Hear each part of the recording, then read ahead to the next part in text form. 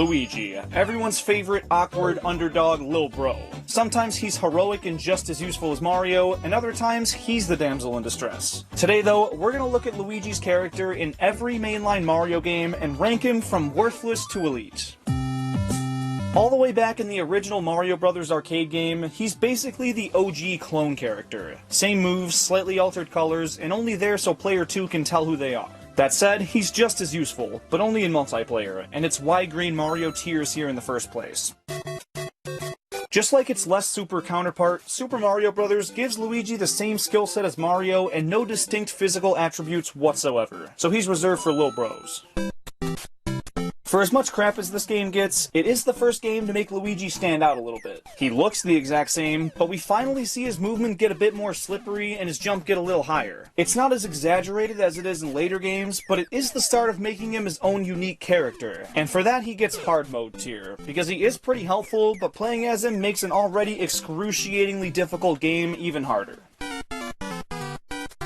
As for the US Mario 2, this is when Luigi really stood out as a different character. He finally looks like the lankier guy we know him as today, and the legs fluttering in the air as he jumps higher is just such a perfect animation. But all that said, he's probably the least usable character in the game. He doesn't have any traction, and the height of his jumps can be all over the place. If you want the best jump, play Peach. If you want to move faster and not compromise precision, pick Toad. And if you want a good balance, pick Mario. Luigi is textbook hard mode in this game. Also, I want to clarify, because it sounded weird to me too, but this list is ranking how useful he is as a playable character. So if he's equal to Mario, he's pretty damn useful, but if he's more distinct, and in most cases worse, he gets the lower hard mode tier.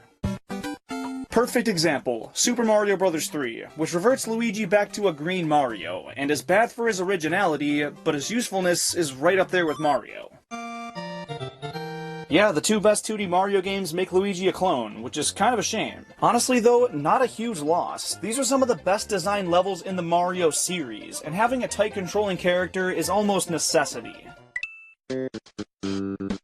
Yoshi's Island features the characters as babies, and maybe it's not fair to judge him at that age, but I'm still going to. This dude gets kidnapped by Kamek, and instead of falling onto a Yoshi like his brother, he's held captive by the Koopas. This game shows the roots of his cowardice and timid behavior that would later become the biggest part of his personality. And since he is in this game, but serves as nothing more than a damsel in distress, we have our first worthless tier.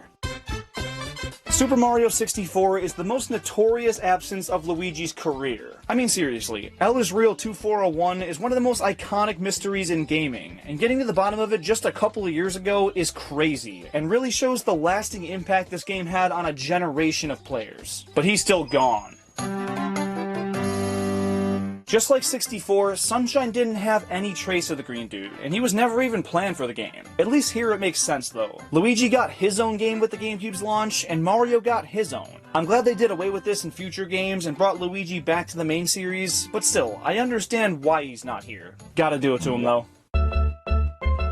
Finally, a 3D Mario where you can play as Luigi, and he has a slightly higher jump at the cost of speed while carrying things, which is a fair trade-off, but it doesn't really make him better or worse than Mario.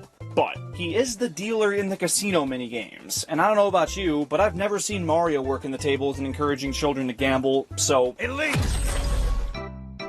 We've got another S tier on our hands. Luigi's playable in this one throughout the entire game. You just hold L and R as you select a save file, and boom, you're good to go. And once again, he's busting his ass in the casino while Mario goes on vacation without him. Super Mario Galaxy.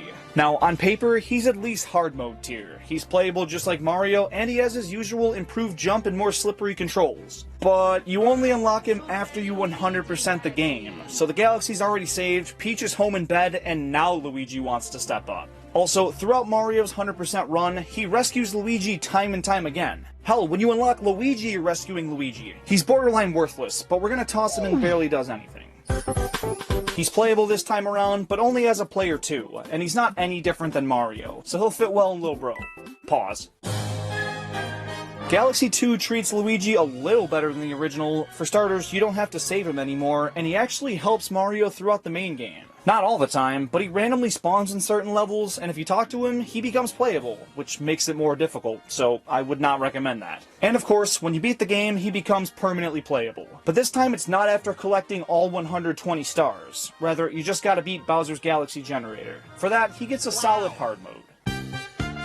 Mario 3D Land's main storyline can only be played through as Mario, but after beating the first special world, Luigi becomes playable with his typical slightly jank physics. But since that's only after you beat the game, he can't go any higher than barely does anything in my book. I'm sorry.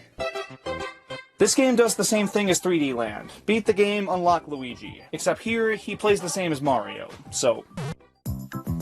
It feels weird putting this game so much higher than 2, but he's playable from the start for a second player, and his gameplay feels the exact same as Mario's. So once again, Lil Bro. This game right here is the only one where I debate Luigi's moveset is better than any other character's. These levels were designed around a character with a higher jump, and the whole premise being beat this level quickly juxtaposes with Luigi's lack of traction so nicely, and it makes this game hard in the best possible way. This is peak Luigi, and it's not close. 3D World brings the character selection back from Mario 2 USA, and gives them all the same attributes they had before. Because of that, this one sits with Mario 2 in hard mode. Luigi's unlocked in Mario Run after you collect 150 green and purple toads and build Luigi's house. This can be pretty early on in the game, and he's one of the more neutral characters, but his higher jump really stands out and makes him a better choice than Mario. Apparently he's a pretty high tier character in the game too, according to some random user on Reddit, so we've got another elite tier on our hands, folks. This is one of Luigi's most pathetic performances yet. He's not playable in any way, shape, or form, but he hangs out in different kingdoms to play balloon hide-and-seek with Mario. Why the hell doesn't he help us collect Power Moons and rescue Peach? He's right there! Now, I do like this mode, but there's no debate here. Worthless. We're moving on.